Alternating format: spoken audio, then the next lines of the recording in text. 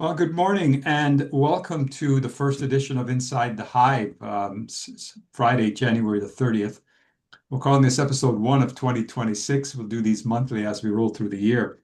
I'm super pleased to have this morning a number of people join us, but for sure, our main presenter today, our key presenter today, our big dog in the house. How's that, Cory? Cory That Hoffer, that's Cory the good. Comfort Guy.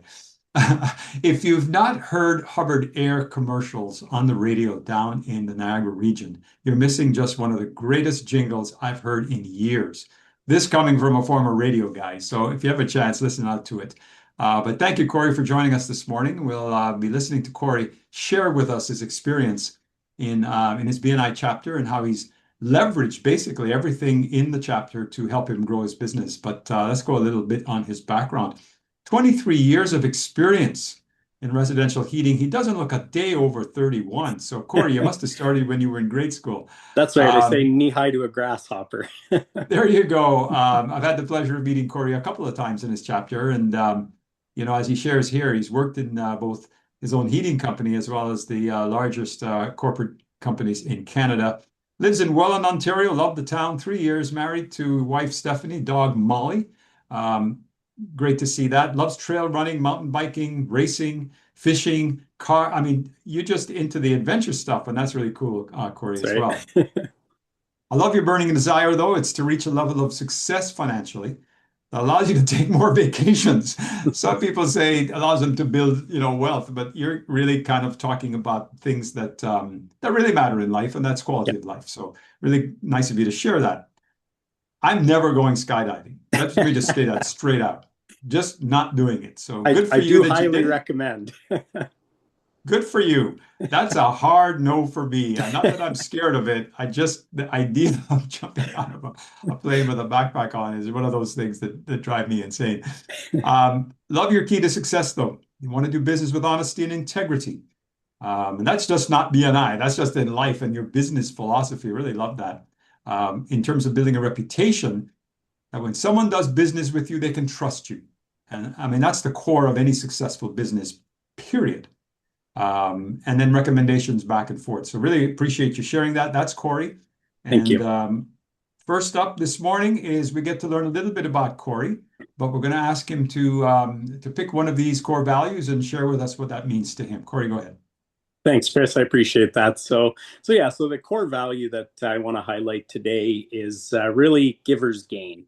And the reason I want to highlight that is because I think that's the one that's really helped me achieve success in my local chapter as well. And for me, I know the most rewarding thing in our chapter is when I have referrals to give to other members. And, that's something that gives me a sense of pride of giving back to both my chapter as well as the member to help them grow their business as well. And the more you embrace that givers gain core value, I find the more that you get back at the end of the day as well too. And so that one is definitely, I think, one of the most important ones for me, and really helped be the most successful for me in my chapter as well too. Thank you, Cory. Really appreciate that. Givers gain, the strong one for us this morning. With that, I am going to drop out of this presentation. Cory has a few minutes to share with us his feature presentation. So as we do that, Cory, set up. Let me get ready here. And here we go. Cory has me working for him this morning, so he's already done a great job of leveraging the regional resources. I'll be the one flipping the slides for you, Cory, so it's all yours. Please go ahead. Thank you. So thanks for joining everybody. Today I'm here representing Hubbard Air Heating and Air Conditioning. We're a residential heating and air conditioning contractor in the Niagara region, and we do serve everywhere from Fort Erie down to about the Burlington area. And so for myself, I'm Cory the Comfort Guy. That is my own personal brand I'm building inside of Hubbard Air so that people have a way to recognize myself inside of the company as well. And so my role at Hubbard Air is project manager as well as sales in the company as well. And if anybody wants, they can also follow me on Instagram at Cory the Comfort Guy as well, where I do like to share an inside look into what we do every day at Hubbard Air, life in the industry, as well as a window into my life, and also just some general tips and DIY hacks for customers in their own homes as well too. So we can go to the next slide, Chris. So, who are we at Hubbard Air and what are we all about? So, at Hubbard Air, we really envision Hubbard Air and the Canadian Comfort team becoming the most recognized and trusted residential home services company in our marketplace. Next, Chris.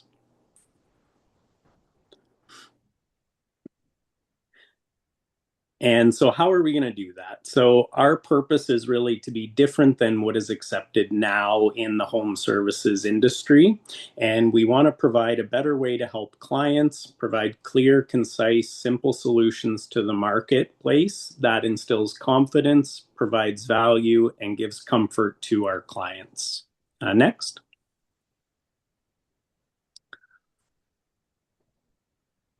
And so our mission is to strive each day to serve our community to the best of our ability with the mindset of effective, efficient value.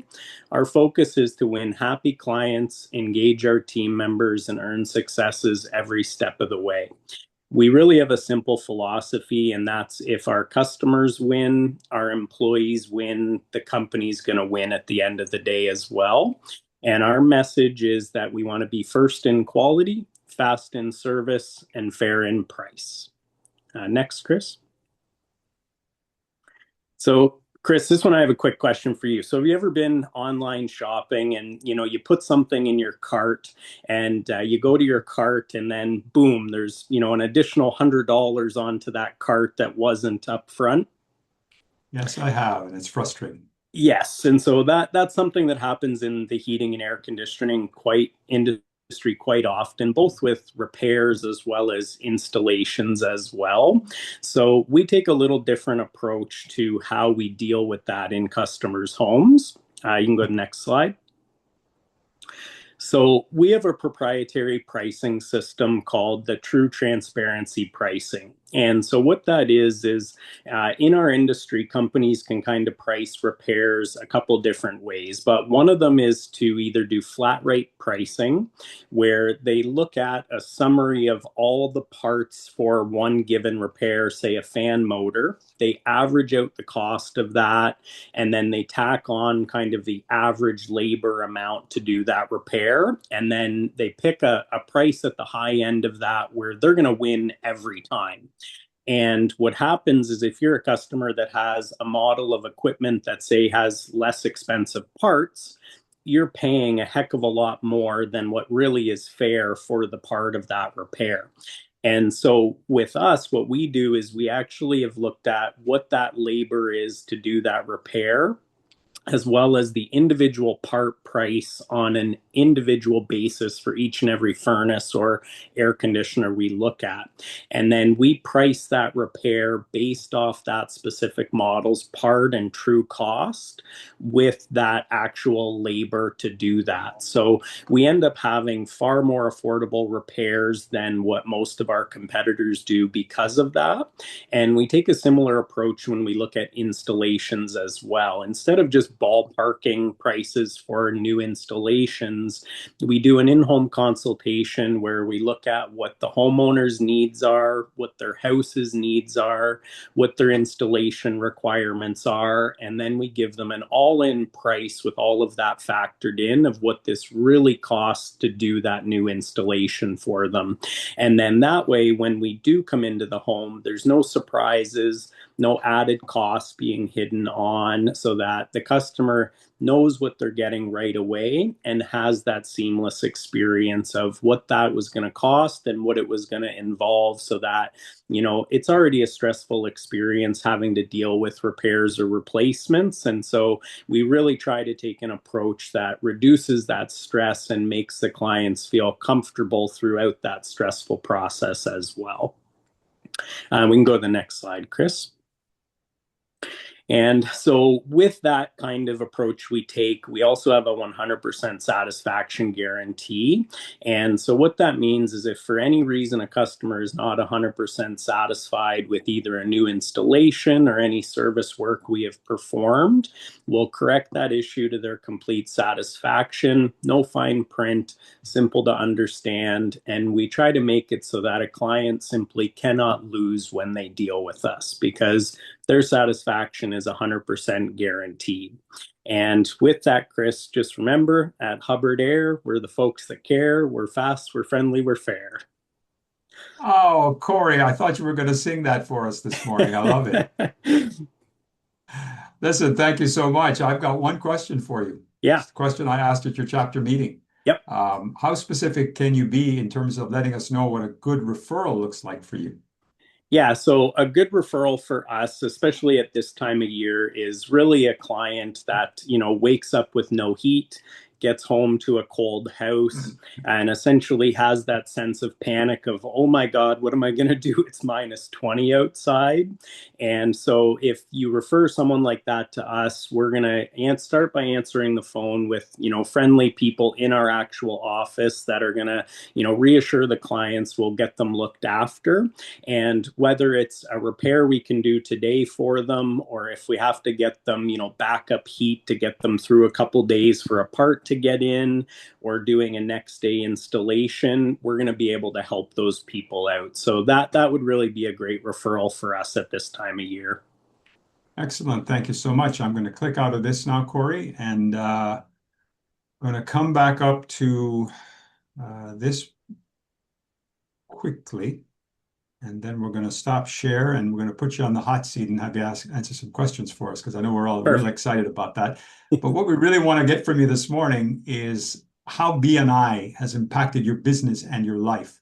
Yeah. And to do that, I'm just going to close this first. We will stop share, bring it back, and you've seen Cory up on the left. I've got a few questions for you this morning, Cory. Just let me pull that back up again. Bear with me just a moment here.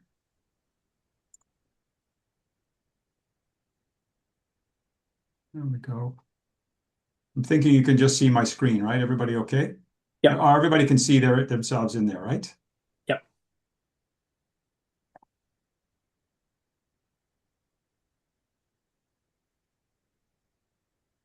Okay, I'm just pulling up the Zoom again, and we'll get Cory to give us his insight on these. So first question up, Cory, what was the turning point for you when you realized that BNI could be a major driver of your business? Yeah, so for me specifically, and also the owner of Hubbard Air, Brian Norton. So he's already a member in the St. Catharines Champagne Group chapter. And so he's kind of had that experience of how that network, getting the word out there about Hubbard Air to other local trusted businesses has helped grow the company in its early stages as well. So when Brian saw that there was an opening in the BNI AM Networkers chapter, he thought this would be a great way if we could get a valued member in to also help grow, again, the word about Hubbard Air, our market space into the Niagara Falls region, and also with the kind of the things that Brian represents and his values in the company. I've known Brian for over 15 years now myself working with him. So he knew that I would be a good fit in the chapter to really represent the business, the values that he holds dear with the company, but also that I would be able to contribute to the chapter itself and help kind of grow and help other members in the chapter as well too. And thank you for that, Cory. What I find interesting with that as well is here's a business owner who has decided to dominate essentially a region by putting himself in one chapter, and because the seat's open in another chapter, the ability for him to be in that chapter and with your representation. So I think that's an interesting little tip to share as well. Exactly. Can you share with us a specific referral that led to a significant business opportunity and what made that referral possible? So a two-parter, what Yep. a specific referral and what made the referral possible? Yeah, so for me, I think there's kind of two main referrals that have really stuck out in my mind with this. So the first one was from an inside referral from Ken Shorthouse from Elevate Automotive in our chapter, where he had me out to his business to do some work for him there. And that ended up leading to me also doing a replacement system in his own home, and then him referring me to one of his family members for a replacement as well. And then the second is with Fraz Mirza, who's also in our chapter. And that one was an outside referral to someone he had worked with and built a great relationship with that individual as well. And then that led to another referral to one of that person's clients in their business as well.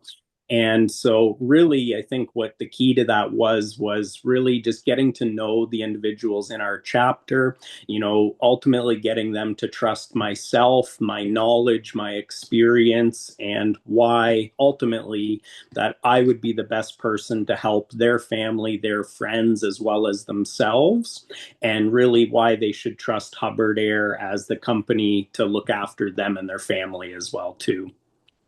A referral from a referral from a referral. You got it. Wow, I think we call that contact spheres, and the larger they are, the better. That's right. Um, how do you consistently educate your chapter members so they can refer to you very effectively? Yeah, so I find for myself personally, just real world stories and examples of situations that we help our clients through really end up educating our members of how I can best help them and their referrals as well too. So, in our business, we do see a lot of, worst case scenarios. We have a lot of people that come to us to fix problems they've had with other contractors, different bad experiences with other companies and things like that. And then when they come to us, they see the flip side of that. They have that great experience, and then they kind of learn why, dealing with a company like Hubbard Air that they can trust is so important.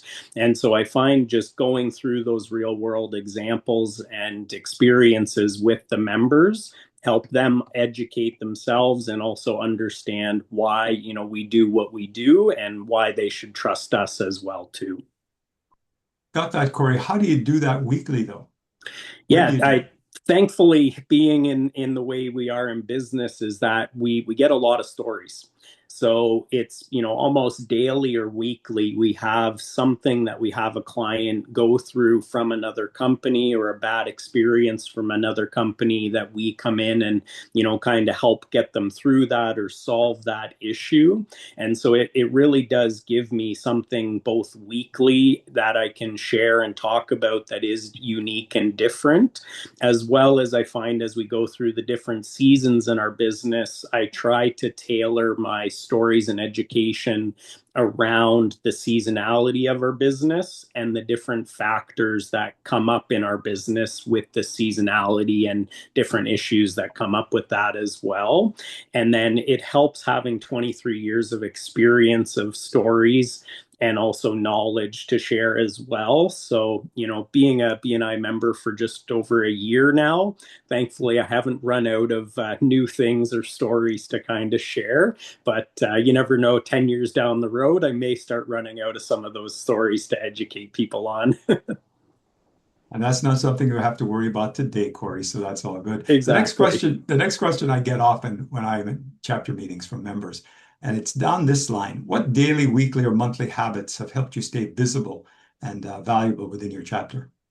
Yeah, so for me personally, I mean, I think BNI has done a really good job of laying the foundation of what is going to make a successful member. And so I really do try to follow those guidelines. So the first thing would really be doing consistent one-to-ones with all members. So personally, I try to aim for at least two one-to-ones every month, so that I'm always kind of staying in touch with what the fellow members are going through in their lives, their businesses, as well as that more often I have those touch points with them, the more I can learn about their businesses. And then the easier it is to kind of refer them or, promote them to my clients, my friends and family as well, too. The second thing would be maximizing the weekly meetings. So, Mhm. I find people sometimes can get in the routine of sticking in the cliques that, they're the most close with, or the businesses that they refer the most work to because they're in that kind of closest contact sphere. And so what I try to do is really, switch up my seating, switch up who I'm talking to every single week so that I'm always kind of staying close with all the members in my chapter instead of just kind of sticking with that closer clique of people that's maybe a little easier to do those referrals with. The third thing would be to bring a positive attitude and energy to every meeting that really rubs off on every member as well.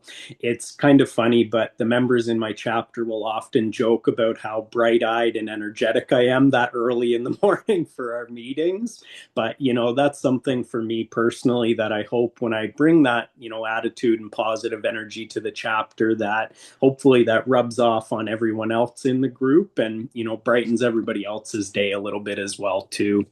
The fourth thing I would say is really actively working to promote the businesses in the group to all of the clients that I'm meeting personally on a Mm. day-to-day business, so that I can really try to get those meaningful, consistent referrals for other members in the group as well. And like I mentioned with the core value, the success in the group for me is really about bringing more referrals to the group than the referrals I get from the group at the end of the day as well. And what I always aim for is, BNI has done a really good job with their metrics and tracking. So I'm always trying to aim to be in the top 5 members in my chapter in that metric system so that I'm holding myself accountable to being a valuable member in the chapter as well. And then the last thing is really, using modern technology, social media to really promote the group and the individual member and their businesses in my group to both my social network as well as my family and friend network. So Mm. that I find now that my family, friends, they actually will all reach out to me personally anytime they're having some kind of a service issue or something they may need advice with in their life because they know I've got that trusted network of people that I personally trust that I can also trust to refer to family, friends, as well as my clients as well too. Cory, your answer could be an entire Inside the Hive episode. Love it very much. And Thank in you. particular, number two spoke to me because I remember in my chapter sitting in the same spot for weeks on end. And the one day I tried to move to another seat, it was as if I was, poking them with a hot stick. It was That's crazy, but right. I certainly understand moving around the room. Yeah. How do you approach building trust with new members or visitors? So new members, visitors come to a chapter. How do you work to create some trust with them? Yeah, so really it's just getting to know them, introducing myself, and taking that time in the meeting when, say, like a visitor first comes or new member, to really start asking questions about their business, what brings them there, what they're hoping to get out of BNI if they are interested in becoming a member. And then if they do become a member, doing those one-to-ones to get to learn more about them and their business and how I can really promote them and their business to my network as well too. So really just following that same kind of core guideline of principles to really build that relationship with the new members or the visitors, which then helps them also learn how they can promote myself at the same time as well too. Got it, Cory. So far, you've been positive. I'm going to ask you now to maybe jump back into a negative and tell Yep. us about one mistake that you made early on in BNI and what did you learn from it? Yeah, so I think the one mistake that I did make is, when I first started in the group, I really was, I had a lot of time to invest in one-to-ones, meeting with other members, things like that. And so probably for the first 6 months, I was really heavy investing time into all of those things. And we got to a really busy season for Hubbard Air, the first summer of the business that I was in BNI. And that then took away some of the time that I had to do those things with our fellow members. And so what I noticed is is a little bit of when I took my foot off the gas of the time I was investing into the chapter and other members, that, your referrals can slow down a little bit because of that as well too. So I would say that would be my biggest learning, is that, don't take your foot off the gas.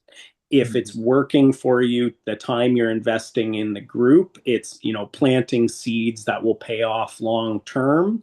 And it's just like a garden. If you're not spending time in the garden maintaining it, that garden isn't going to thrive either. So really just, sticking with it and maintaining that throughout is definitely something that I've learned in the last year as well too. Thank you, Cory. Final question. If you had to start over in a brand new chapter, Yeah. what would you do in your first 90 days to set yourself up for referral success? Yeah, so basically similar to kind of what I have done in this chapter, but what I think I would recommend to a new person or myself in a new chapter would be targeting one-to-ones with the leadership team of the chapter first. I think if you can build the trust with the leadership team, they're in those positions because they've been trusted by the other members to be the leaders of the group. And when you can have that trust of the leaders of the group, I think that that goes a long way for the rest of the members of the group to kind of trust you earlier on, as you're building those relationships as well too. So, and then the second thing with that would be, having one-to-ones with the members that you think you can give the referrals to the easiest, because kind of following that giver's gain principle, the sooner you get giving those referrals, the sooner you're going to likely start to see them back as well. And then the next thing I would do after that is target the one-to-ones and relationship building with the people that are going to be a little bit harder to get referrals to, because that relationship becomes that much more important with those members, because it is harder to get referrals for them. So the more you nurture that relationship with the ones that it's harder to get referrals for, even though you might not be getting referrals, if you have that relationship and trust with them, they're still going to be more likely to give you referrals as well too. And then, kind of the next thing would be embracing the constant learning core principle of BNI as well. So, I did utilize a lot of BNI podcasts. I know you've got the BNI Academy coming out as well too. So, really just embracing that constant learning and really utilizing all of the knowledge that's been shared in the BNI podcasts, as there is a lot of really valuable information of kind of how you can maximize, your membership and, grow in the group as well as just in business in general as well too. And then the last thing is really, I think the biggest thing for me, it's taking pride in bringing value to the group through referrals, visitors, as well as educating the group about your craft and who you are, to build the trust with that entire group as well. Thank you, Cory. Listen, we're right on the cusp of the time commitment I asked you for Perfect. this morning, and you've been super generous. But I'm wondering if maybe there's one question we could maybe get out there from one of the participants this morning that you just on your mind and you'd like to have Cory give his insight on it. We have time for maybe one question. Anybody want to brave enough to jump in? Yes, I would. I used to have a heating oil business up in Okay. Simcoe County, Oh, cool. and where it was an Esso reseller. So we bought the fuel from Esso and delivered it to the homes and so forth. What we did, and I don't know if you're doing this, because you're in the service business and it's not just installs, it's also the servicing afterwards. We had service plans where we would go and clean out the furnace at the beginning of the year and all that kind of stuff. Uh, and when anybody had a no heat call, they would call up the phone 24/7, and you'll go out and you'd fix whatever it was. Do you have similar things like that? Yeah, we do. So we have what's called our club membership. And so we're very lucky. We almost have 1,000 members right now. And so that's literally 1,000 people that every year are guaranteed furnace and air conditioning maintenance for our team. And that's the one thing that really helps us. And, being in the industry yourself, you'll know there's peaks and valleys in the heating business. And so those club memberships really help bridge the gap of those slow times. And really, it keeps us from ever having to lay people off like a lot of our competitors do, because we've got that guaranteed work every spring and fall that really evens out those valleys of what our business can be because of seasonality as well. Okay, the Thank you, other Cory. thing Thank you, is, David. oh, I'm sorry. No, go ahead. I was going to say thank you. I was going to say what we did as well is we moved away from with technology. We moved away from installing furnaces, and instead we would install hot water heaters and put an air handler above those things and blow that air through the house as well. So that got rid of an expensive piece of equipment and just relied on the water just sitting there doing nothing for most of the time, just being hot. And we use that a coil to circulate the water through and put the air through that instead, which reduced the home value. It increased the home value, but it reduced the cost of heating to that home. Do you have something similar like that? Yeah, so we're very lucky that we service a huge range of different types of equipment. And in Niagara, we have everything from, your hydronic type heating systems like that to, condo pack air handler units, forced air gas, forced air propane. And a lot of people now are doing heat pumps, whether central heat pumps or ductless heat pump systems as well. And I'm sure you probably found one of the challenges is that's a very broad range of technology for your technicians to know how to work on. So at Hubbard, we do invest very heavily in sending our guys to manufacturer training all year long to make sure that they are up to date with all of these new technologies and types of heating systems that are out there as well too. Okay, we ought to do a one-to-one, my friend. I would be That's great. Thanks, David. that's the, and that's wonderful. Listen, thank you all so much, especially Cory. Thank you for taking the time this morning. Thank you. We are at that time. Everybody, I do appreciate. Our next Inside the Hive will be Friday, February the 27th, same time, same channel.